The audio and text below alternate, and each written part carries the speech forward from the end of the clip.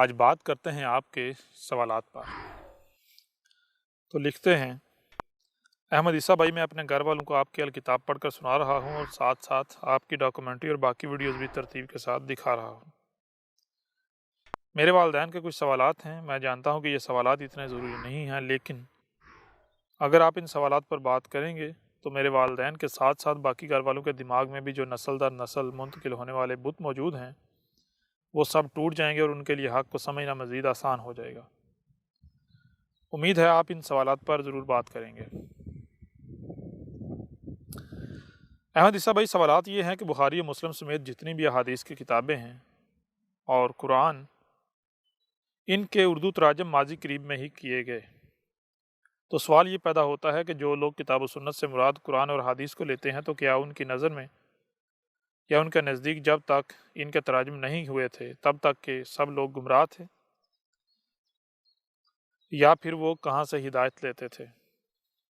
اگر قرآن اور حدیث ہی کتاب و سنت ہے تو پھر وہ تمام کے تمام لوگ جن کو اولیاء اللہ کہا جاتا ہے، کیا وہ سب کے سب مشرک اور دین کے دشمن لوگ تھے؟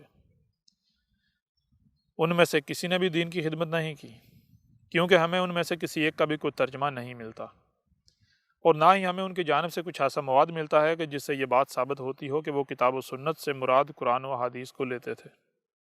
تو کیا وہ سب لوگ گمراہ تھے؟ اور اگر وہ گمراہ نہیں تھے تو پھر کتاب و سنت سے مراد قرآن و حدیث سمجھنے والے گمراہ ہیں؟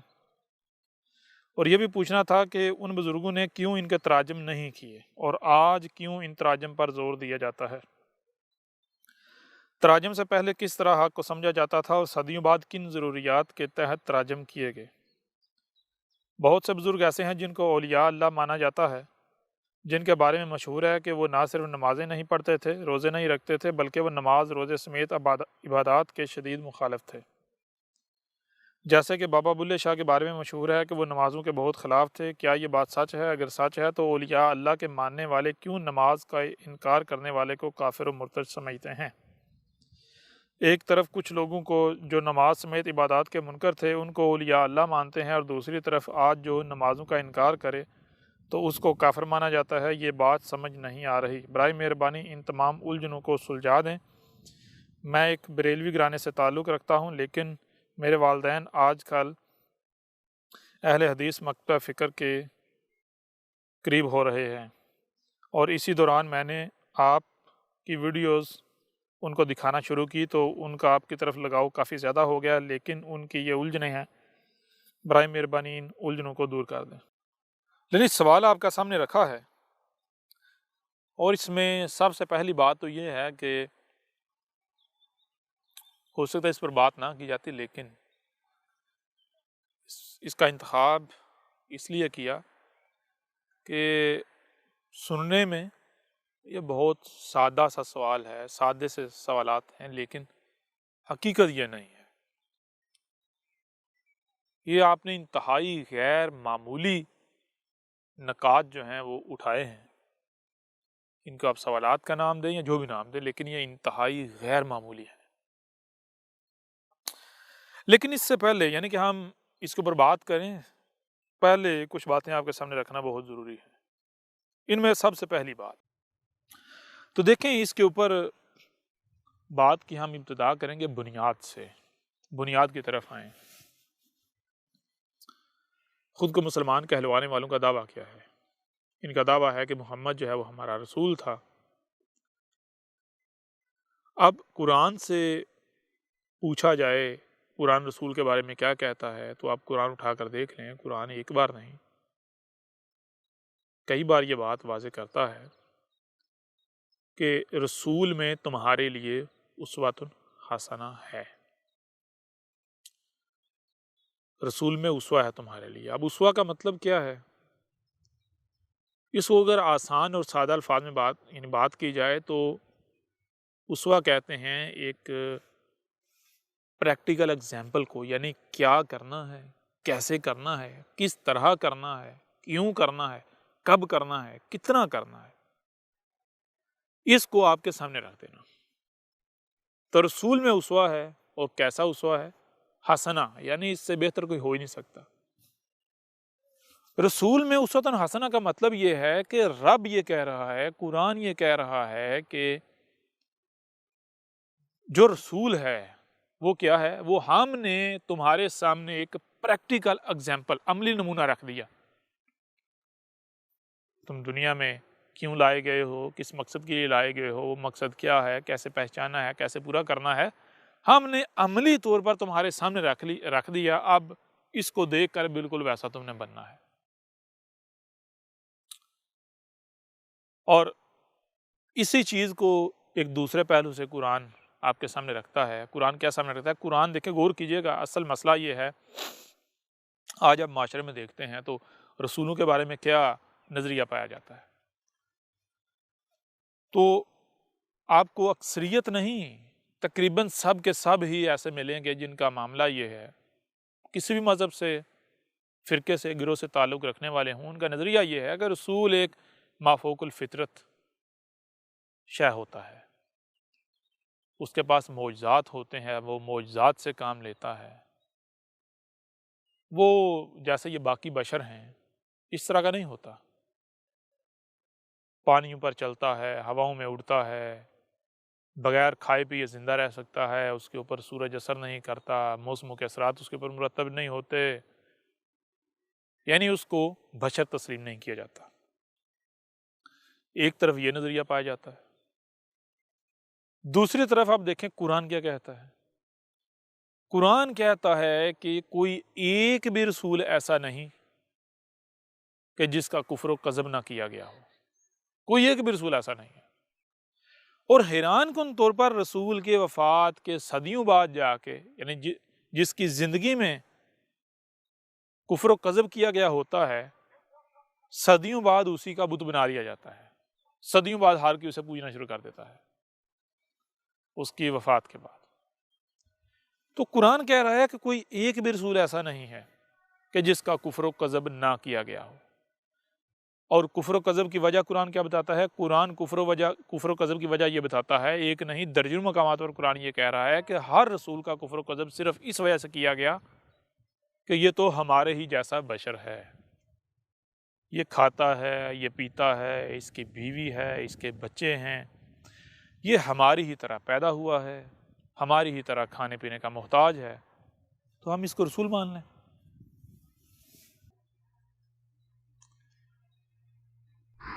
ہماری طرح کھاتا پیتا ہے، بازاروں میں گھومتا ہے، ہماری طرح پیدا ہوا، ہماری طرح پلا بڑا، ہم اس کو رسول مان لیں۔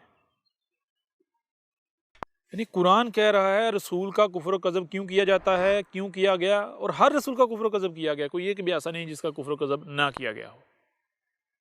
وجہ کیا؟ وجہ یہ کہ اس میں کچھ شک نہیں کہ یہ ہماری ہی مثل بشر ہے، یعنی یہ ہمارے ہی جیسا ہے۔ جیسے ہم دو ٹانگوں والے ہیں، اس کی بھی دو ٹانگیں ہیں، جیسے ہمارے دو ہاتھ ہیں، اس کے بھی دو ہاتھ ہیں، جیسے ہمارے دو کان ہیں، اس کے بھی دو کان ہیں، جیسے ہماری زبان ہے، یہ پورا وجود ہے، اسی طرح جیسے ہم کھانے کے محتاج، بالکل یہ کھانے کا محتاج، پینے کا محتاج ہماری ہی طرح یہ پیدا ہوا، ہماری طرح پلا بڑا، ہماری طرح اس کے بیوی بچے، تو ہم اس کو رسول مان لیں، رب کا نمائندہ مان لیں۔ یہ کیسے ممکن ہے؟ کفر کر دیا گیا، کذب کر دیا گیا۔ اب آج اگر لوگوں کو دیکھتے ہیں تو ان کا رسولوں کے بارے میں کیا عقیدہ ہے، کیا نظریہ ہے کہ وہ تو دیو مالائی، مافوق الفطرت شے ہوتے ہیں۔ اچھا، اب ذرا غور کیجئے گا، قرآن نہ صرف یہ بات واضح کر رہا ہے بلکہ ایک دوسری بات بھی آپ کے سامنے رکھ، وہ کیا جو اب پہلے ہم نے کی، قرآن کیا ہے کہ رسول میں تمہارے لیے اسوۃ حسنہ ہے۔ اسوۃ حسنہ کا مطلب کیا ہے؟ عملی نمونہ، ٹھیک ہے جی۔ اب اگر قرآن کو دیکھا جائے جو قرآن کہہ رہا ہے، اور دوسری طرف جو لوگوں کے عقائد و نظریات ہیں ان کو سامنے رکھا جائے، تو پھر دیکھیں کہ تصدیق کس بات کی ہوتی ہے۔ اگر تو واقعتاً قرآن میں جو بات لکھی ہے یہ حق ہے، سچ ہے، تو اس میں کوئی شک نہیں، رسول اسوۃ حسنہ ثابت ہوتا ہے۔ اسوۃ حسنہ کا مطلب کیا ہے؟ عملی نمونہ، پریکٹیکل ایگزامپل۔ ساری بات ہے، رسول جو ہے وہ جو باقی سب بشر ہیں ان کے جیسا ہوگا تو ہی لوگ اس کے جیسا بن پائیں گے نا۔ اگر رسول ایک مافوق الفطرت ہو، جو لوگوں کے عقائد و نظریات ہیں وہ ہو، تو وہ اسوۃ حسنہ ہو سکتا ہے؟ اسوۃ حسنہ، عملی نمونہ، عملی نمونہ کا مطلب کیا ہے کہ بالکل ویسا آپ نے بننا ہے۔ تو جیسا لوگوں نے بنایا ہوا ہے، جو لوگوں کا کرائیٹیریا ہے، جو لوگوں نے رسول کے بارے میں ڈسکرائب کیا ہوا ہے، جو نقشہ بنایا ہوا ہے، اگر وہ حق مان لیا جائے، سچ مان لیا جائے، تو کیا رسول اسوۃ حسنہ ثابت ہوتا ہے؟ بالکل ثابت نہیں ہوتا۔ اب یہاں میں آپ سے سوال کرتا ہوں کہ جن کے پاس بنیاد ہی نہیں ہے، جن کی بنیاد ہی نہیں ہے، جن کو اس بنیادی بات کا ہی نہیں علم، وہ ہدایت یافتہ ہو سکتے ہیں؟ ان کو حق کا علم ہو سکتا ہے؟ وہ اگر کوئی دعوے کرتے ہیں اور ان سے سوال کیا جائے تو وہ اس سوال کا جواب دے سکتے ہیں؟ سوال ہی پیدا نہیں ہوتا۔ تو آپ نے ان سے سوال کیوں نہیں کیا؟ احمد عیسیٰ سے سوال کیوں کیا؟ کیونکہ آپ کو بھی پتہ ہے ان کے پاس جواب نہیں ہے۔ ہاں جواب ہے، کس طرح کا؟ آگے سے آپ کے اوپر فتوے لگائے جائیں گے طرح طرح کے، آپ کی زبان بند کی جائے گی، آپ کو سوال سے ڈرایا جائے گا، آپ کو خوف دلایا جائے گا کہ آئندہ آپ سوال کرنے کی جرت بھی نہ کریں۔ اور احمد عیسیٰ سے آپ نے کیوں سوال کیا؟ کیونکہ آپ کو پتہ ہے کہ یہاں سے جواب ملے گا اور آپ کے سامنے رکھا جا رہا ہے۔ اب دیکھیں قرآن کیا کہتا ہے۔ قرآن جو بات بتاتا ہے اس کے مطابق رسول جو ہوتا ہے وہ کوئی غیر مرئی مافوق الفطرت شے نہیں ہوتا، اس کے پاس معجزات نہیں ہوتے، وہ ایک جیسے عام بشر جیسے آپ ہیں اسی طرح ہوتا ہے۔ فرق کیا ہوتا ہے؟ فرق یہ ہوتا ہے کہ آپ یا باقی لوگ، جو باقی جتنے بشر ہیں، یہ انسان ہیں، ان کو پتہ ہی نہیں حقیقت کیا ہے، رب کیا ہے، دنیا میں کیوں آئے ہیں، کیا کرنا ہے کیا نہیں کرنا۔ رسول کا معاملہ یہ نہیں ہوتا، رسول رب کا وجود ہوتا ہے، رب کے ساتھ جڑا ہوتا ہے۔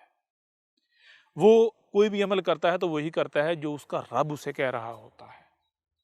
کیسے؟ مثال کے طور پر آپ اپنے ہی وجود میں اپنے کسی بھی عضو کی مثال لے لیں، ہاتھوں کی مثال لیں، آپ کے وجود میں ہاتھ کچھ بھی کرتے ہیں تو کیوں کرتے ہیں، کس کی مان کر کرتے ہیں؟ تو آپ کو پتہ چلے گا دماغ کی آپ کی مان کر۔ رسول کا معاملہ یہ ہوتا ہے، ٹھیک ہے جی۔ اب ذرا غور کیجئے گا، جب بتایا رسول میں تمہارے لیے اسوۃ حسنہ ہے تو اس کا مطلب کیا ہے؟ رب نے رسول کے ذریعے عملی طور پر آپ کو بتا دیا کہ بھائی جب تم دنیا میں آتے ہو کیسے آتے ہو، اس کے بعد تم کن مراحل سے گزرتے ہو، تمہیں کن کن مشکلات کا سامنا کرنا پڑتا ہے، پھر تم کیسے ہدایت پاتے ہو، رب نے رسول کے ذریعے عملاً آپ کے سامنے رکھ دیا۔ تو اب آپ ایسا کریں، موجودہ لوگ گمراہ ہیں جو قرآن اور روایات کی کتابوں کو کتاب و سنت تسلیم کرنے والے ہیں، یہ حق پر ہیں یا یہ گمراہ ہیں؟ اور جو پہلے جنہوں نے تراجم و تفاسیر نہیں کیے، تراجم نہیں کیے، جن کے مواد سے یہ چیز نہیں ملتی کہ وہ کتاب و سنت سے مراد یہ قرآن اور روایت کی کتابوں سے لیتے تھے، وہ گمراہ تھے یا ہدایت یافتہ تھے، یہ فیصلہ بہت آسان ہو جائے گا۔ کیسے؟ جب رسول میں اسوۃ حسنہ ہے، رسول آپ کے لیے عملی نمونہ ہے، تو دیکھیں جس کو بھی آپ رسول مانتے ہیں، آپ محمد کو مانتے ہیں، کوئی بحث کرنے کی ضرورت نہیں، آپ عیسیٰ ابن مریم کو مانتے ہیں، کوئی بحث کرنے کی ضرورت نہیں ہے، آپ موسیٰ کو مانتے ہیں، کوئی بحث کرنے کی ضرورت نہیں ہے، آپ ابراہیم کو مانتے ہیں، کوئی بحث کرنے کی ضرورت نہیں، آپ رام کو مانتے ہیں، کرشن کو مانتے ہیں، جس کو بھی رسول مانتے ہیں، آپ جو ہے وہ ایشور کا اوتار مانتے ہیں، تو میں آپ سے سوال کرتا ہوں، دیکھیں کیا کوئی ایک بھی ایسا رسول ہے جس نے ہدایت پائی ان کتابوں سے جو کتابیں پہلے سے موجود تھیں؟ کیا محمد کی پیدائش سے قبل ہدایت کے نام پر انسانوں کا گڑھا ہوا لٹریچر یا مختلف کتابیں موجود نہیں تھیں؟ موجود تھیں۔ تو کیا محمد نے ہدایت کے لیے ان میں سے کسی کو ہدایت کا ذریعہ بنایا؟ نہیں ملے گا، قطعاً نہیں ملے گا۔ تو بھائی اگر تو محمد نے ایسا کیا جو یہ کر رہے ہیں تو یہ ہدایت یافتہ، اور اگر محمد نے ایسا نہیں کیا جو یہ کر رہے ہیں، پھر ان کا تو اپنا ہی ایجاد کرتا ایک الگ سے طریقہ ہے۔ اب دیکھیں قرآن کیا کہتا ہے۔ قرآن کہتا ہے کہ تم نے ابراہیم کی ملت پر قائم ہونا ہے، ٹھیک ہے جی، تم نے ابراہیم کی ملت پر قائم ہونا ہے۔ ابراہیم کے بعد جب لوگ ابراہیم کی ملت کو بھول گئے تو ابراہیم کی ملت کیا ہے اسے یاد دلانے کے لیے موسیٰ آیا۔ موسیٰ نے آ کر کہا کہ میں تمہارا ابا نہیں ہوں، تمہارا ابا ابراہیم ہے۔ ابا کسے کہتے ہیں؟ جس کی تربیت پر چلنا ہے، جس کے طریقے پر چلنا ہے۔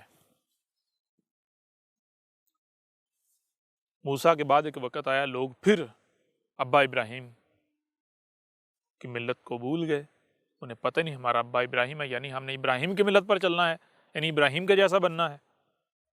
تو عیسیٰ ابن مریم آیا۔ عیسیٰ ابن مریم نے آ کر واضح کیا کہ تمہارا ابا کون ہے، یعنی ابراہیم، اور ابراہیم کی ملت کیا ہے، وہ حملاً واضح کی۔ پھر وقت آتا ہے، لوگ بھول جاتے ہیں ہمارا ابا کون ہے، کس ملت پر چلنا ہے۔ تو پھر محمد آتا ہے، محمد کے ذریعے واضح کیا جاتا ہے کہ تمہارا ابا ابراہیم ہے اور ابراہیم کی ملت کیا ہے۔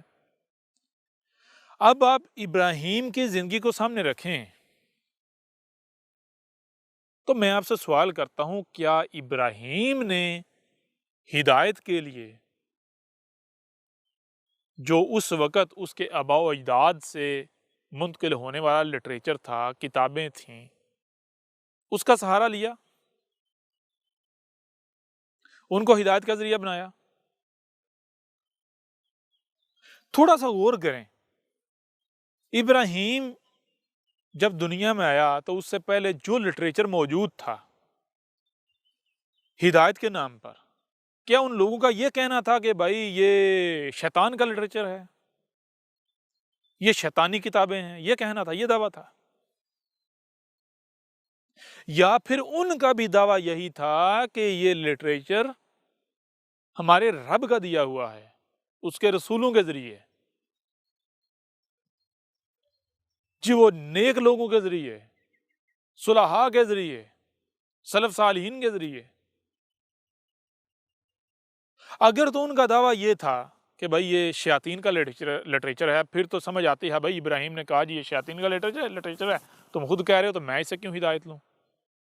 لیکن اگر ابراہیم کے جو آباء و اجداد تھے، جو بڑے تھے، جو اس وقت کی جو عوام تھی، جو لوگ تھے، جو معاشرہ تھا، ان کا دعویٰ یہ تھا کہ جو ہمارے پاس لٹریچر ہے، جو ہدایت کا ذریعہ ہے، یہ ہمارے رب کا دیا ہوا ہے، اس کے باوجود اگر ابراہیم نے اس کو ہدایت کا ذریعہ نہیں بنایا، اس کی طرف رخ نہیں کیا، اور آج آپ رخ کرتے ہیں ایسی کتابوں کی طرف، ایسے لٹریچر کی طرف، تو میں آپ سے سوال کرتا ہوں، آپ کس کی ملت پر ہیں؟ آپ ابراہیم کی ملت پر ہیں یا پھر آپ ان لوگوں کی ملت پر ہیں جو ابراہیم کے دشمن تھے، جو ابراہیم کے وقت موجود تھے، جنہوں نے ابراہیم کے خلاف آگ جلائی تھی؟ ٹھیک ہے جی، غور کریں ذرا۔ موسیٰ کو لے لیں، موسیٰ نے آ کر ہدایت کا ذریعہ کس کو بنایا تھا؟ کیا مجھے یہ بتائیں، کیا موسیٰ کے آنے سے قبل ایسا لٹریچر موجود نہیں تھا جو ابراہیم سے منسوب کیا جا رہا تھا، جو مختلف رسولوں سے منسوب کیا جا رہا تھا، جو رب کا لٹریچر، رب کی کتاب، کتاب اللہ کہلایا جا رہا تھا؟ تو کیا موسیٰ نے ہدایت کا ذریعہ ان میں سے کسی کتاب کو بنایا؟ اگر تو بنایا تو آپ بھی بنائیں۔ اگر موسیٰ نے نہیں بنایا تو پھر آپ ذرا غور کریں، آپ جن چیزوں کو، جن اشیاء کو رب کا کلام، رب کا لٹریچر قرار دے کر ہدایت کا ذریعہ بنا رہے ہیں، تو آپ کس کی ملت پر ہیں؟ آپ ابراہیم کی ملت پر ہیں، موسیٰ کی ملت پر ہیں، یا پھر آپ ابراہیم اور موسیٰ کے دشمنوں کی ملت پر ہیں؟ تھوڑا سا تو غور کریں۔ جیسے جیسے ہم آگے بڑھیں گے آپ کو ساری کھل کر سمجھ آ جائے گی کہ جن کو اولیاء اللہ کہا جاتا ہے وہ لوگ کون تھے، وہ عظیم شخصیات تھیں۔ انہوں نے کیوں تراجم و تفاسیر نہیں کیے؟ کیونکہ ان کو پتا تھا ان کی حقیقت کیا ہے، ٹھیک ہے نا؟ وہ خواہشات کی اتباع کرنے والے نہیں تھے، وہ مشرکین یا اکثریت کے عقائد و نظریات پر چلنے والے نہیں تھے، وہ اکثریت کی پرواہ کرنے والے نہیں تھے، وہ لوگوں کی خواہشات کی اتباع کرنے والے نہیں تھے، بلکہ انہوں نے ابراہیم کو اپنا ابا بنایا، وہ ابراہیم کی ملت پر قائم ہوئے، وہ موسیٰ کی ملت پر قائم ہوئے، وہ عیسیٰ ابن مریم اور محمد کی ملت پر قائم ہوئے۔ یعنی انہوں نے وہی کیا جو رسولوں نے کیا، نہ کہ انہوں نے وہ کیا جو مشرکین کرتے ہیں، جو رسولوں کے دشمنوں نے کیا۔ سب آپ کو سمجھ آ جائے گی۔ سب کو چھوڑیں، آپ محمد کے اوپر آ جائیں، خود کو مسلمان کہلوانے والے محمد کو اپنا رسول مانتے ہیں، رسول تسلیم کرتے ہیں، سیدھی سی بات ہے۔ ان مسلمانوں سے پوچھیں کہ کیا تم قرآن کو مانتے ہو؟ زبان سے کہو جی ہاں ہاں ہاں ہم مانتے ہیں۔ ان سے پوچھیں کیا جو قرآن کا کفر کرتا ہے اس کو تم مشرک، مرتاد، کافر، زندیق مانتے ہو؟ کہتے ہیں ہاں ہم مانتے ہیں۔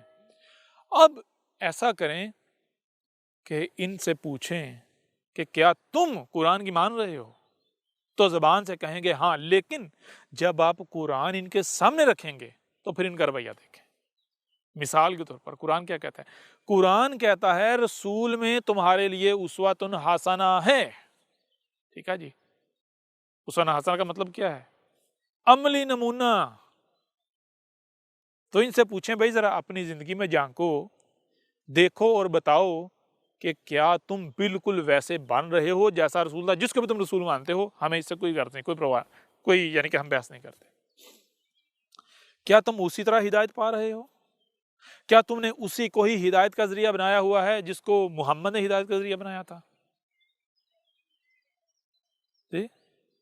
یا پھر تم اندھو کی طرح اپنے آباء و اجداد کے پیچھے چل رہے ہو؟ اور قرآن دیکھو قرآن کیا کہہ رہا ہے۔ قرآن بار بار یہی بات آپ کے سامنے رکھ رہا ہے کہ تم نے اکثریت کے پیچھے نہیں چلنا، تم نے خواہشات کی اتباع نہیں کرنی، بلکہ تم نے بالکل ویسا بننا ہے جیسے رسول تھے۔ قرآن کہہ رہا ہے جو مومن ہے، جو رب کی ماننے والے ہیں، وہ کون ہیں؟ جو رسولوں میں سے فرق نہیں کرتے۔ فرق کسے کہتے ہیں؟ فرق کہتے ہیں محمود ایک سے زیادہ اشیاء ہیں، ان میں سے کسی ایک کا انتخاب کر کے الگ کر لینا۔ مومنین جو ہیں ان کو قرآن نے اس طرح سے واضح کیا ہے کہ جو مومنین ہیں ان کی پہچان کیا ہے؟ وہ رسولوں میں فرق نہیں کرتے، یعنی وہ رسولوں میں سے کسی ایک کا انتخاب کر کے الگ نہیں کر لیتے کہ ہم بھائی آپ یہ ہمارا، ہم اس کے پیچھے چلیں گے، نہیں، بلکہ وہ وہی کرتے ہیں جو رسولوں نے کیا، بالکل ویسے بنتے ہیں جیسے رسول تھے۔ اب یہ جو خود کو مسلمان کہلوانے والے ہیں، قرآن کے دعوے دار ہیں، قرآن کی ماننے والے ہیں، ان کے سامنے جب حقیقت رکھے تو پھر ان کا رویہ دیکھیے گا۔ ان سے پوچھیں بھائی قرآن کہہ رہا ہے کہ رسول میں تمہارے لیے اسوۃ حسنہ ہے، اس کا مطلب کیا ہے؟ عملی نمونہ تم نے بالکل ویسا بننا ہے۔ تو بتاؤ جو تم کر رہے ہو کیا یہی محمد نے کیا تھا؟ یہی عیسیٰ ابن مریم نے کیا تھا؟ یہی موسیٰ نے کیا تھا؟ یہی ابراہیم نے کیا تھا؟ کسی ایک بھی رسول نے یہ کیا تھا؟ اگر تو کیا تھا تو ہمیں بتاؤ۔ کیونکہ قرآن جو ہے وہ بتاتا ہے کہ ابراہیم کی ملت کیا تھی، محمد کی ملت کیا تھی۔ تھوڑا سا ہم آپ کے سامنے رکھتے ہیں اور پھر چیلنج کرتے ہیں کہ کوئی اس بات کو غلط ثابت کر کے دکھائے۔ قرآن کہتا ہے کہ تمہارا ابا ابراہیم ہے، اور ابراہیم کی ملت کیا ہے اس کو یوں واضح کرتا ہے کہ ابراہیم جو ہے وہ پیدا ہوا، جب پیدا ہوا تو 100% اپنے والدین کا، بڑوں کا محتاج تھا۔ اب ظاہر بات ہے کہ بچہ جب دنیا میں آیا ہے تو وہ تو 100% والدین کا محتاج ہے، بڑوں کا محتاج ہے۔ جو اس کو کھلائیں گے وہ کھائے گا، جو پلائیں گے وہ پیے گا، جو پہنائیں گے، یعنی ہر لحاظ سے وہ والدین کا محتاج ہے، خود سے وہ ہل بھی نہیں سکتا۔ اگر کوئی کتا آ جائے، کوئی وہ کچھ نہیں کر سکتا، وہ 100% بڑوں کا محتاج ہوتا ہے۔ اب جیسے جیسے ابراہیم بڑا ہوتا گیا، جیسے عام بچے ہوتے ہیں کہ وہ اپنی مرضیاں کرتے ہیں، خود مختاری، خود سے کھانا شروع کر دیتے ہیں، خود سے، یعنی پہلے کھانے کے لیے والدین کے محتاج، پینے کے لیے والدین کے محتاج، چلنے کے لیے والدین کے محتاج، ادھر سے ادھر جانے کے لیے والدین کے محتاج۔ لیکن جب بچہ آہستہ آہستہ بڑا ہوتا ہے تو وہ خود مختاری کی طرف قدم بڑھانا شروع کر دیتا ہے، یعنی خود سے کھانا شروع کر دیتا ہے، خود سے پینا شروع کر دیتا ہے، خود سے چلنا شروع کر دیتا ہے۔ تو جیسے باقی بچے سٹیپ بائی سٹیپ وقت کے ساتھ ساتھ خود مختاری کی طرف بڑھتے ہیں، ایسے ہی ابراہیم بھی خود مختاری کی طرف بڑھتا چلا گیا۔ اب ایک وقت آتا ہے کہ جب تک جیسے باقی بچے اسی کو حق کہہ رہے ہیں جس کو اس کے بڑے حق کہہ رہے ہیں، اسی کو باطل کہہ رہے ہیں جس کو اس سے بڑے باطل کہہ رہے ہیں، ایسے ہی ابراہیم باقیوں کی طرح اسی کو حق کہہ رہے ہیں جس کو اس کے بڑے حق کہہ رہے ہیں، اسی کو باطل کہہ رہے ہیں جس کو اس کے بڑے باطل کہہ رہے ہیں۔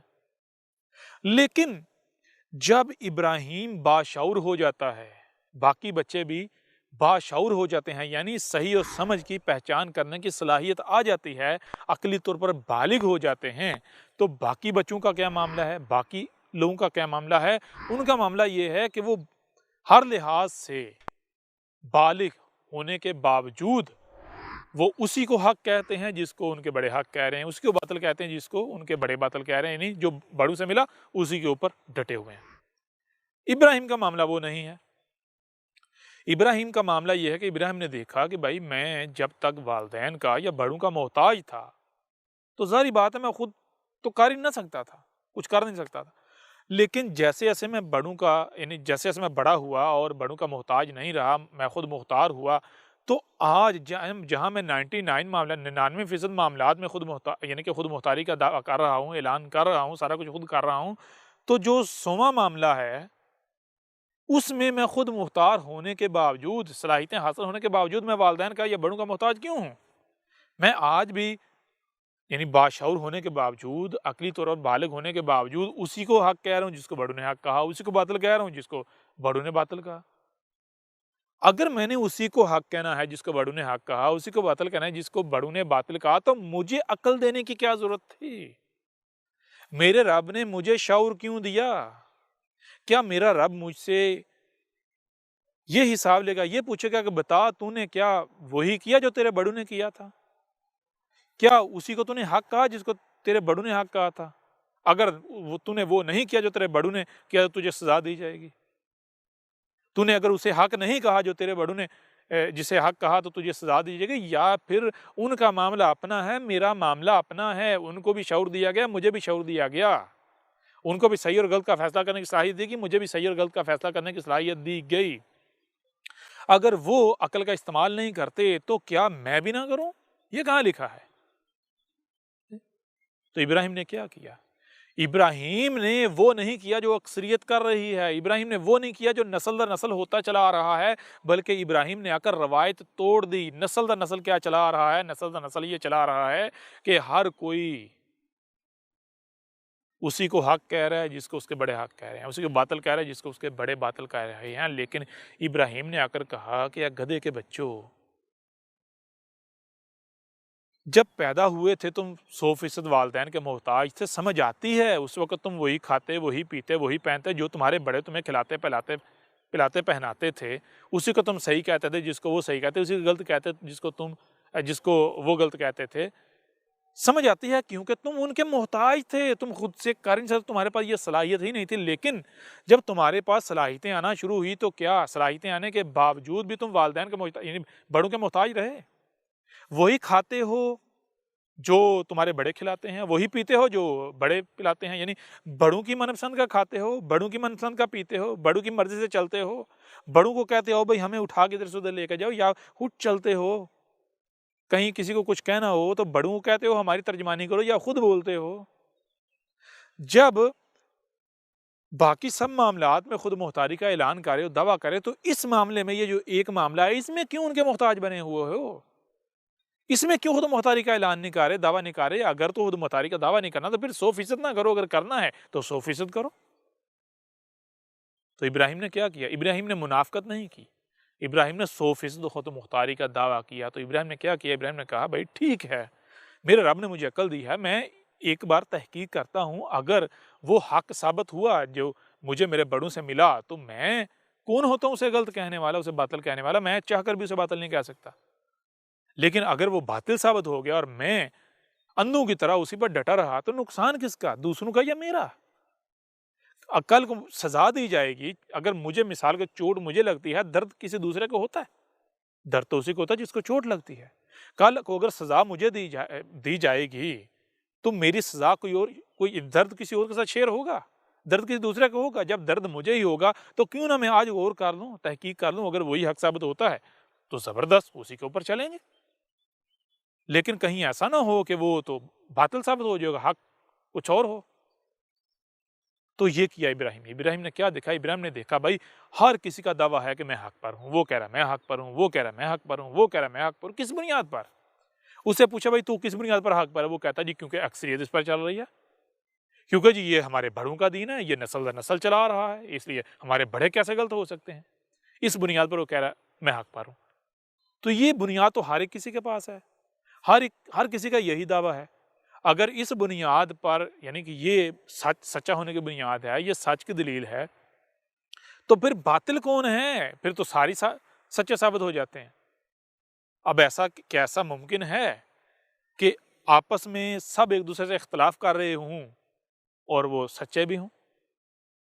ایک کہہ رہا ہے 2 × 2 6 ہوتا ہے، دوسرا کہتا ہے 2 × 2 8 ہوتا ہے، تیسرا کہتا ہے 2 × 2 5 ہوتا ہے، چوتھا کہتا ہے 2 × 2 11 ہوتا ہے۔ کیسا ممکن ہے؟ سارے سچے ہیں، یا تو سارے کے سارے غلط ہیں، یا پھر ان میں سے کوئی ایک سچا ہے، باقی سب غلط ہے۔ تو ابراہیم نے کہا اگر میں جس پر میں نے اپنے بڑوں کو پایا ہے میں اسے حق کہتا ہوں، کس بنیاد پر کہوں گا؟ ظاہر ہے میں بھی اسی بنیاد پر کہوں گا جس بنیاد پر باقی سب کہہ رہے ہیں۔ تو ابراہیم نے کیا کیا؟ اس نے وہ نہیں کیا جو باقی سارے کر رہے تھے، بلکہ ابراہیم نے عقل کا استعمال کیا، شعور کا استعمال کیا۔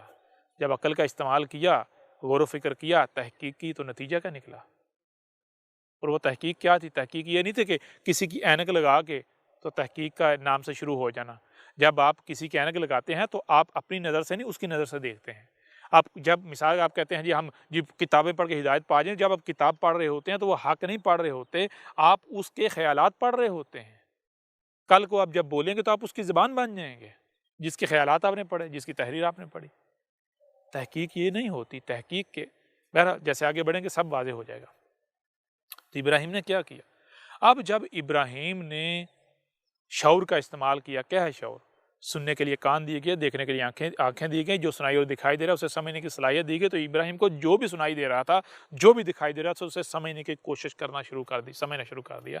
جب ابراہیم نے سمجھنا شروع کر دیا تو وہ جو آباء و اجداد سے نسل در نسل چلا آ رہا تھا وہ بالکل بے بنیاد اور باطل، محض بڑوں کے تراشیدہ بت ثابت ہوئے۔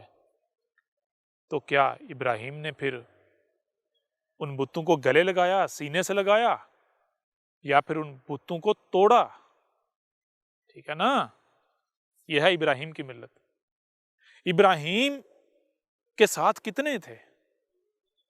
ایک طرف پورا معاشرہ ان بتوں کو پوج رہا ہے جو نسل در نسل چلے آ رہے ہیں، دوسری طرف اکیلا ابراہیم۔ جب ابراہیم نے ان بتوں کو توڑا تو نتیجہ کیا نکلا؟ پورے کا پورا معاشرہ ابراہیم کے خلاف آگ بگولا ہوگا۔ مثال کے طور پر آج اگر آپ جو معاشرہ ہے ان کے بتوں کو توڑیں، کون سے بت؟ جو بھی بت ہیں، نظریاتی ہیں، تصوراتی ہیں، مادی ہیں، جیسے بھی بت ہیں، جائیں ہندو کے ہاں جائیں، ان کے کسی مندر میں جا کے بت توڑے، دیکھیں آپ کا انجام کیا ہوتا ہے۔ وہ چھوڑیں، خود کو جو مسلمان کہلوانے والے ہیں، جو مادی بت نہیں بناتے لیکن دماغوں میں تصوراتی جو بت بنائے ہوئے ہیں دماغی، ان کے بتوں کے اوپر وار کریں۔ کون سے بت؟ جو بڑوں سے نسل در نسل، یعنی کہ دیکھیں ابراہیم کے وقت وہ کون سے بت تھے؟ کہ ان لوگوں نے خود گڑے تھے، خود تراشے تھے؟ نہیں، ان کے بڑوں سے منتقل ہوئے تھے، ان کے بڑوں نے تراشے تھے۔ ٹھیک ہے نا؟ تو جو ان کے بڑوں سے منتقل ہوا تھا اس کو قرآن بت قرار دے رہا ہے، اصنام قرار دے رہا ہے۔ تو آج جو بڑوں سے نسل در نسل منتقل ہوا ہے، آپ ان عقائد و نظریات، وہ جو بت ہیں، ان کے اوپر وار کریں، ان کے اوپر آپ سوال اٹھائیں، ان کے اوپر آپ اعتراض کریں، پھر دیکھیں آپ کے ساتھ ہوتا کیا ہے۔ پھر دیکھیں پورے کا پورا معاشرہ آگ بگولا ہوتا ہے یا نہیں ہوتا۔ مثال کے طور پر آج سب سے بڑا بت ہے ختم نبوت نامی بت، محمد آخری رسول تھا، آخری نبی تھا۔ آپ اس کے اوپر کوئی بات کر کے دیکھیں آپ کا ساتھ کیا جاتا ہے، آگ جلائی جاتی ہے یا نہیں جلائی جاتی، یعنی پورے کا پورا معاشرہ آگ بگولا ہوتا ہے یا نہیں ہوتا۔ تو یہ کیا تھا ابراہیم نے جب شعور سے کام لیا، عقل سے کام لیا، تو وہ جو نسل در نسل آباء و اجداد سے جو کچھ بھی منتقل ہوا تھا وہ سارے کا سارا باطل و بے بنیاد ثابت ہو گیا۔ تو ابراہیم نے پھر یہ نہیں پرواہ کی کہ بھائی لوگ کیا سوچیں گے، یہ ہے وہ ہے، نہیں، بلکہ اس کے اوپر کلہاڑا، اور جب کلہاڑا پھرا اس کا نتیجہ کیا نکلا؟ ابراہیم کے خلاف جو آگ جلائی گئی۔ یہ کیا تھا ابراہیم نے، اور یہی کیا کہ موسیٰ نے، یہی کیا عیسیٰ ابن مریم نے، یہی کیا محمد نے، یہی ہر رسول کرتا ہے۔ ٹھیک ہے؟ جب آپ یہ کریں گے تو پھر آپ کے خلاف وہی نہ کیا جائے جو ان کے ساتھ کیا گیا، یہ کیسے ممکن ہے؟ ٹھیک ہے نا؟ اب آپ کو سمجھ آ جائے گی کہ دیکھیں جن کو اولیاء اللہ کہا جاتا ہے، کیا آج ان کو اولیاء اللہ کہا جا رہا ہے؟ بتائیں ذرا، یا پھر یہ پیچھے سے چلا آ رہا ہے کہ وہ اولیاء اللہ تھے، پیچھے سے چلا آ رہا ہے، آج تو نہیں نا کوئی کہہ رہا۔ سوال یہ پیدا ہوتا ہے کہ انہیں اولیاء اللہ کیوں کہا گیا؟ اب لفظ اولیاء اللہ کو سمجھ لیں، سب آپ کے اوپر واضح ہو جائے گا۔ اولیاء ولی کی جمع ہے، ولی ولا سے ہے، ولا کہتے ہیں معاونت کار کو، معاونت کرنا۔ اولیاء اللہ، اللہ کی معاونت کرنے والے، یعنی کہ معاونت کسے کہتے ہیں؟ معاونت کہتے ہیں آپ نے کوئی کام کرنا ہے تو اس کے لیے آپ کو جو نصرت درکار ہے، ٹھیک ہے نا؟ تو اللہ کے اولیاء کیا ہیں؟ سب سے پہلے آپ کو یہ جاننا پڑے گا کہ اللہ ہے کیا، ٹھیک ہے نا؟ جب آپ یہ جانیں گے اللہ کیا ہے تو پھر خود بخود آپ کے اوپر یہ واضح ہو جائے گا کہ اولیاء اللہ کون ہے، اللہ کیا ہے۔ ایک طرف نسل در نسل اللہ کے بارے میں عقائد و نظریات چلے آ رہے ہیں، جو کہ آپ جانتے ہیں اللہ نے اس کائنات کو خلق کیا، بنایا، اللہ آسمانوں سے الگ اوپر جا کے بیٹھا ہوا ہے، کائنات سے الگ ہے۔ یعنی ایک طرف وہ اللہ کے بارے میں، رب کے بارے میں وہ عقائد و نظریات ہیں جو پیچھے سے نسل در نسل چلے آ رہے، آپ کو آپ کے آباء و اجداد سے ملے، آپ نے خود سے غور نہیں کیا۔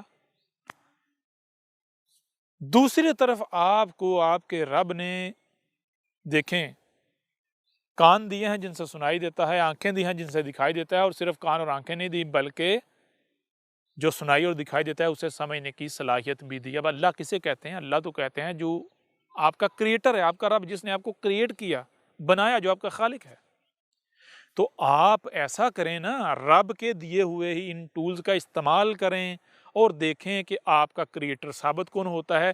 جب آپ غور کریں گے، تحقیق کریں گے، تو ہر لحاظ سے آپ کے اوپر یہ واضح ہو جائے گا کہ یہ کائنات آپ کا کریٹر ہے، کائنات آپ کی خالق ہے، کائنات آپ کا رب ہے، کائنات نے آپ کو وجود دیا ہے، کائنات آپ کو کھانے کو فراہم کر رہی ہے، آپ کو رہنے کو زمین، یعنی کہ ہر لحاظ سے آپ کائنات کے محتاج ہیں۔ کائنات بطور رب سامنے آئے گی، ٹھیک ہے جی؟ کائنات ہے اللہ، کائنات ہے رب، کائنات ہے ایشور، یہ کائنات۔ تو جب اللہ کائنات ثابت ہوتی ہے تو اولیاء اللہ کا مطلب کیا ہے؟ کائنات کے معاونت کار، کائنات کا نیچر کی مدد کرنے والے، نیچر کی نصرت کرنے والے۔ جیسے آپ کے وجود میں یہ ہاتھ ہیں تو یہ کس کے ولی ہیں؟ یہ آپ کے ولی ہیں، کیونکہ یہ آپ کے کام میں آپ کی مدد کرتے ہیں۔ اگر ہاتھ نہیں ہوں گے تو آپ کام کر پائیں گے؟ نہیں کر پائیں گے۔ آپ کے وجود میں جو اعضاء ہیں یہ آپ کے اولیاء ہیں، یعنی آپ کے مقصد میں، آپ کے مشن میں، آپ کے کام میں آپ کی معاونت کرتے ہیں، آپ کی نصرت کرتے ہیں، ٹھیک ہے جی؟ تو اولیاء اللہ، اللہ کے کام میں اس کی معاونت کرنے والے ہیں، ٹھیک ہے جی؟ اللہ کیا ہے؟ یہ کائنات۔ تو کائنات کی معاونت کیا ہے؟ کائنات کی معاونت یہ ہے کہ جو کائنات کے ساتھ چھیڑ چھاڑ کرتے ہیں ان کو روکا جائے، لوگوں کو کائنات سے جوڑا جائے، ان کے اوپر یہ حقیقت واضح کی جائے کہ یہ ایک ہی وجود ہے، یہ کائنات، اس کے ساتھ جڑو، اس کو توڑو نہیں، اس کو نقصان نہیں پہنچاؤ، ورنہ یہ کائنات تمہیں مٹا دے گی، کائنات تمہیں برداشت نہیں کرے گی۔ سمجھ آ رہی ہے نہیں آ رہی؟ تو یہ کام ان لوگوں نے کیا۔ یہ وجہ ہے آپ جن کو آپ اولیاء اللہ کہتے ہیں ان کی زندگیوں میں جائیں گے تو آپ کو کیا ملے گا؟ جسے آپ تصوف کہتے ہیں۔ تصوف کیا ہے؟ عربوں کی زبان میں جسے غیب کہتے ہیں۔ آپ قرآن اٹھا کے دیکھیں، قرآن کے شروع میں کیا ہے؟ سورہ البقرہ کے شروع میں الف لام میم ذالک الکتاب لا ریب فیہ ھدی للمتقین الذین یؤمنون بالغیب۔ الذین ایسے لوگ، یؤمنون جو بھی بات کو مان کر کام کرتے ہیں تو کیسے کرتے ہیں؟ کیسے بات مانتے ہیں؟ بالغیب، غیب کے ساتھ بات مانتے ہیں، غیب کے ساتھ کام کرتے ہیں۔ غیب کسے کہتے ہیں؟ چھپا ہوا۔ کیا مطلب؟ مطلب یہ ہے کہ دیکھیں کوئی بھی کام ہے، اگر آپ، ہر شے کے دو پہلو ہیں، دو حصے ہیں، ایک ظاہر ہے، ایک باطن۔ اگر آپ صرف ظاہر کو دیکھ کر عمل کریں گے، اس کے پیچھے پڑیں گے، نتیجہ کیا نکلے گا؟ اگر آپ ظاہر کے پیچھے پڑیں گے، ظاہر کو سامنے رکھ کر آپ عمل کریں گے، کام کریں گے، نتیجہ کیا نکلے گا؟ یعنی نامکمل علم کے اوپر عمل کیا جائے گا، نتیجہ کیا نکلے گا؟ کسی کو بتانے کی ضرورت نہیں، تباہی، ہلاکت۔ اس وقت تک فائدہ نہیں ہوگا، اس وقت تک پرفیکٹ کام نہیں ہوگا جب تک کہ ظاہر کے ساتھ ساتھ باطن جو چھپا ہوا یعنی مکمل علم حاصل نہیں کر لیا جاتا۔ تو کوئی بھی کام کرنا ہے تو وہ غیب کے ساتھ کرنا ہے، چھپے ہوئے کے ساتھ کرنا ہے۔ تو وہ جو اولیاء اللہ تھے وہ کیا کرتے تھے؟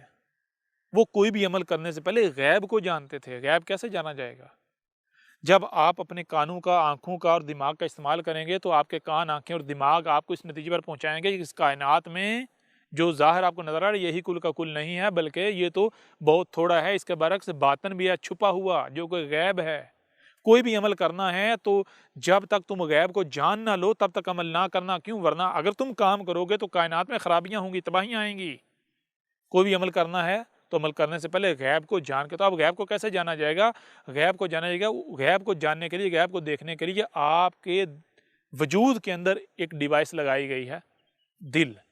دل کے اندر یہ صلاحیت ہے، جیسے کان جو ظاہر ہے وہ سنتے ہیں، آنکھیں جو ظاہر ہے وہ دیکھتی ہیں، اور دماغ اس کو پروسیس کرتا ہے۔ دل کے اندر یہ صلاحیت ہے کہ اگر دل آپ کا حیا ہے، زندہ ہے، تو آپ وہ کچھ سنتے اور دیکھتے ہیں جو پوشیدہ ہے، جو چھپا ہوا ہے۔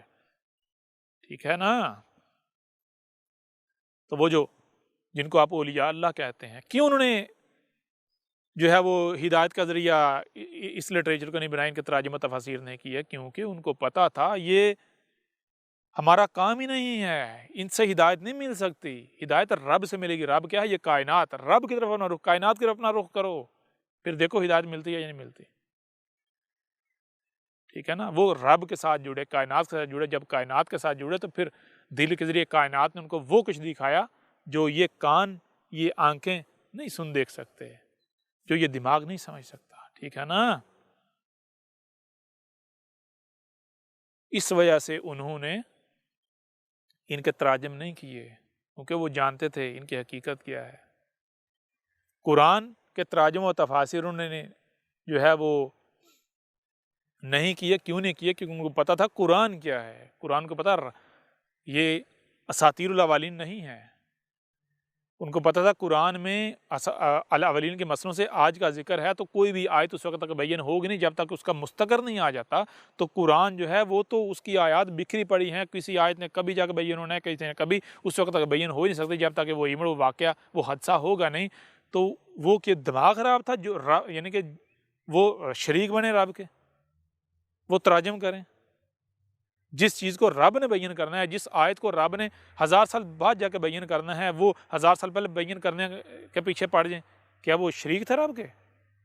جی، یہ رب کا وجود تھے۔ جب رب کا وجود تھے تو اس وقت جو کرنا تھا وہ کریں گے نا، اور وہی انہوں نے کیا۔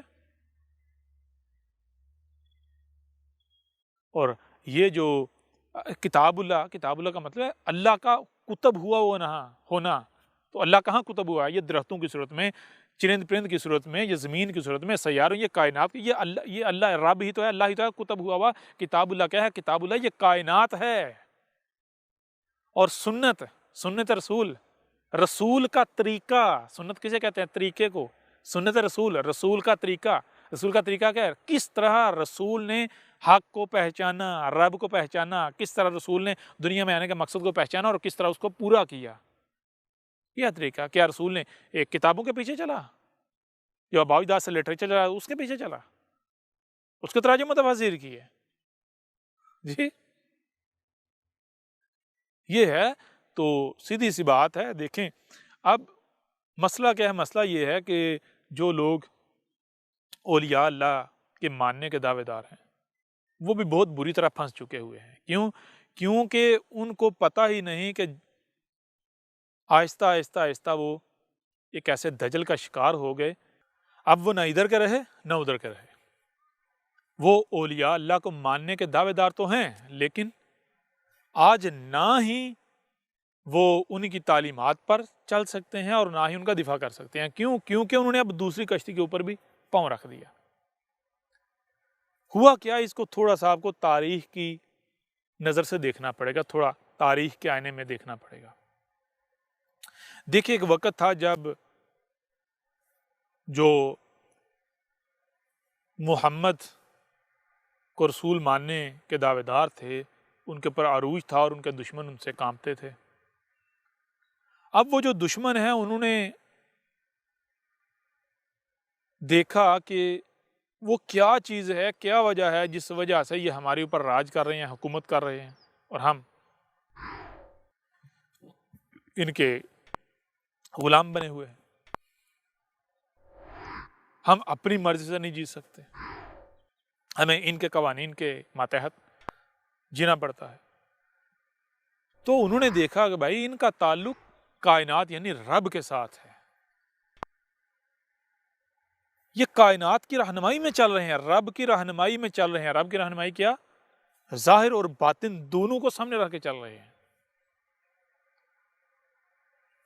جب تک ان کو رب سے توڑا نہیں جائے گا، کائنات سے توڑا نہیں جائے گا، الگ نہیں کیا جائے گا، تب تک ہم ان کا مقابلہ نہیں کر سکتے، کیونکہ تب تک ان سے مقابلہ نہیں، مقابلہ رب کے ساتھ ہے، کیونکہ یہ تو رب کا وجود ہے۔ کیا کیا جائے؟ ان کو رب سے توڑا جائے۔ تو اسی کے لیے احادیث کے نام پر روایات کی کتابیں گڑھی گئیں، اور یہ روایات کی کتابیں آج تک کسی کو نہیں پتا تھا کہ روایات کی کتابیں ایگزسٹ کرتی ہیں، یہ پوری منصوبہ بندی کے تحت پھیلائی گئیں۔ یہ پچھلے ایک صدی کے دوران یہ سارا کچھ ہوا۔ یہ جو دشمن تھے انہوں نے یہ منصوبہ بندیاں کی، یہ چالیں چلیں، ان کے اندر ایسے لوگ کھڑے کیے جن کے ذریعے ان کو رب سے توڑا گیا، تصوف سے توڑا گیا، ٹھیک ہے، اور ان کو یہ جو خرافات ہیں ان کے بابوں کی، ان کے پیچھے لگا دیا، کس کے نام پر؟ عشق رسول کے نام پر، قرآن و سنت کے نام پر۔ اب جب آپ رب سے کٹ جائیں گے، اور یہ جو شیاطین تھے دشمنوں کے ٹکڑوں پر پلنے والے، ان کے لٹریچر اور ان کے پیچھے چلیں گے تو انجام کیا ہوگا بتانے کی ضرورت نہیں، آج خود پوری دنیا میں دیکھ رہے ہیں آپ ان کے ساتھ ہو کیا رہا ہے، ٹھیک ہے نا۔ جتنے بریلوی ہیں ان سے پوچھیں کہ ان کے جو بزرگ تھے ان کی تعلیمات کیا تھیں؟ کیا ان کی تعلیمات یہ روایات تھیں؟ یہ جو قرآن ہے، یہ قرآن لے کر وہ کھول کے سمجھانا شروع ہو جاتے تھے، یا پھر وہ رب کے ساتھ، کائنات کے ساتھ جوڑتے تھے؟ ٹھیک ہے نا۔ میں اگر اپنی بات کروں تو میں نے جب ہوش سنبھال لی تھی تب تک میرے اپنے والد صاحب کو نہیں پتا تھا بخاری کیا ہوتی، مسلم کیا ہوتی۔ وہ بھی سے یعنی بریلوی گھرانے سے تعلق رکھتے تھے، بریلوی تو نہیں، ان کو تو یہ بھی نہیں پتا تھا ہم بریلوی ہیں، نہ ہمیں پتا تھا بریلوی ہیں، جو تو بعد میں پتا جی ہم تو جناب بریلوی ہیں۔ حالانکہ وہ کیا چیز تھی؟ وہی یہ اولیاء اللہ کے ماننے والے، اولیاء اللہ کی تعلیمات پر چلنے والے۔ اور کیا تھی اولیاء اللہ کی تعلیمات؟ جسے آپ تصوف کہتے ہیں۔ ہاں، اب کسی کو بھی نہیں پتا تصوف کیا ہے، مسئلہ یہ ہے نا، تصوف بھی جو ہے وہ تصوف کے نام پر کسی کو پتا ہی نہیں۔ لیکن کیا تھا؟ رب کے ساتھ یعنی نیچر کے ساتھ جڑنے والی بات ہے۔ کیا کھانا کیا ہے؟ جو بزرگ اولیاء اللہ کی تعلیمات، کھانا کیا ہے؟ حلال کھانا ہے۔ اب حلال ظاہر بات ہے، آج جس کو لوگ جو حلال حرام کی جو ڈیفینیشن بنا دی اس کے مطابق چلا جائے گا، وہی کھایا جائے گا جس کو آج حلال مانا جاتا ہے۔ یہ پتہ ہی نہیں تھا حلال کیا، جب پتہ نہیں حلال کیا ہے، حلال کے نام پر جو کچھ بھی کھا رہے ہیں حلال سمجھ کر، اب جو حلال کے جو نتائج ہوتے ہیں وہ تو نہیں سامنے آئیں گے، جو حلال نے کام کرنا وہ تو نہیں ہوگا، کیونکہ آپ تو آپ اپنی طرف سے حلال کھا رہے ہیں نا، حقیقت میں تھوڑی حلال کھا رہے ہیں۔ تو اب اولیاء اللہ کی تعلیمات کیا تھیں؟ کھانا تمہارے پیٹ میں ایک لقمہ میں حرام کا نہ جائے۔ اولیاء اللہ کے نزدیک حلال اور حرام کیا تھا؟ حلال وہ جو رب کا رزق ہے اور رب نے اجازت دی ہے، حرام وہ جس میں شریکوں نے مداخلت کر دی ہے۔ رب کا رزق ہے، کائنات ہے، رب نیچر کا لایا ہوا رزق۔ یہ وجہ تھی جس وجہ سے جو اولیاء اللہ تھے وہ جدید معاشروں تھے، معاشروں سے دور بھاگتے تھے، وہ باغات میں جنگلوں میں جا کر رہتے تھے، جنگلی رزق کھاتے تھے، باغات میں جا کے باغوں کا رزق کھاتے تھے۔ وہ آپ کو یعنی پتہ چلے گا جو اولیاء اللہ تھے ہر ایک زندگی میں یہی ملے گا کہ وہ ان معاشروں سے دور بھاگتے تھے، وہ لوگوں سے رزق نہیں کھاتے تھے، لوگوں کے کھانے نہیں کھاتے تھے، لوگ دیتے بھی نہیں کھاتے تھے، یہ بری پڑی ہیں، کیونکہ میں نے آپ کو بتایا بیک گراؤنڈ جو جس طبقے سے ہے، جنہیں آج بریلوی کہا جاتا ہے، سنی کہا جاتا ہے، اولیاء اللہ کے ماننے والے، یہ ہمارا بیک گراؤنڈ تھا. تو یہ ہمیں یعنی کہ والدین کی طرف سے بھی یہ اولیاء اللہ کی باتیں بتائی جاتی تھیں، یہ سارے واقعات جو ہے تو وہ تو آج سمجھ آئی نا، رب نے آج واضح کیا نا کہ اس کے پیچھے حقیقت کیا تھی. وہ رب کے ساتھ جڑے ہوئے تھے، ان کا کھانا رزق طیب تھا جو نیچر قدرت رب فراہم کرتا تھا. جیسے مثال کے طور پر وہ کون سے، مجھے یہ بتائیں، جتنے بھی اولیاء اللہ جن کو کہا ہے وہ کیا سارے کے سارے وحدت الوجود کے قائل تھے. وحدت الوجود کیا ہے؟